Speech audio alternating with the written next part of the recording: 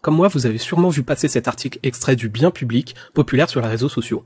Son auteur y dénonce le coût du travail élevé en France, à l'aide d'arguments et de chiffres qui semblent convaincants, mais en réalité plein d'approximations et d'erreurs factuelles. En fait, à quelques détails près, il m'a beaucoup fait penser à cette autre image qui avait beaucoup circulé en 2015, et qui était elle aussi bourrée de fausses infos.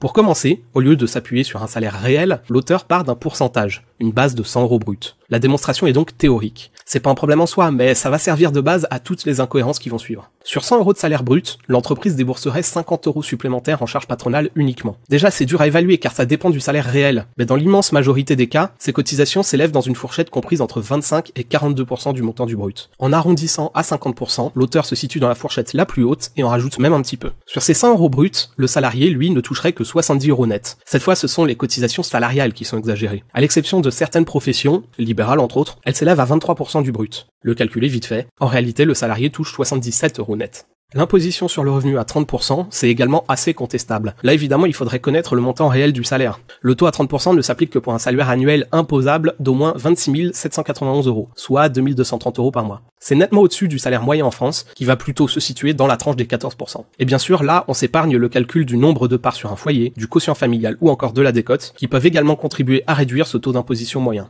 Enfin, l'auteur considère que le montant restant est intégralement alloué aux dépenses, soumises à 20% de TVA. Il oublie ainsi le poste de dépense majeur des Français, l'habitation. Cette dépense mensuelle échappe à la TVA. De même, les Français épargnent. Chaque mois, environ 16% des revenus sont mis de côté. Et sur ce qu'il reste réellement, les dépenses courantes en alimentation, en électricité, etc. sont soumises à une TVA réduite, 5,5%, ou intermédiaire, 10%.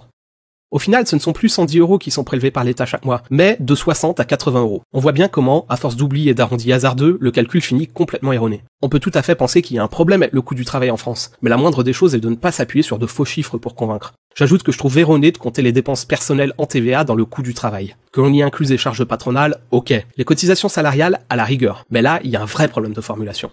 J'espère que ce petit décryptage vous a aidé à y voir plus clair, et comme toujours sur les réseaux sociaux et ailleurs, gardez l'espoir.